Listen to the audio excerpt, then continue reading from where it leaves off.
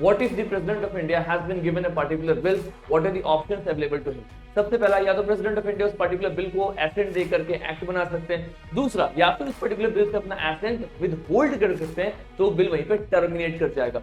तीसरा ऑप्शन है कि या फिर उस बिल को वापस से असेंबली में रिकंसिडरेशन के लिए भेज सकते हैं। चौथा, या फिर उस बिल को ठंडे बस्ते में बहुत लंबे समय के लिए डाल सकते हैं, that is called the pocket veto. और यही समय veto power of the Indian president देखने को मिलता है। प्रेसिडेंट ऑफ इंडिया के पास में 3 स्पेशल वेटो पावर है। सबसे पहला है एब्सोल्यूट वेटो, जहां पे वो एक पर्टिकुलर बिल से अपना एसेंट को विदहोल्ड कर देंगे और बिल वहीं पे खत्म हो जाएगा।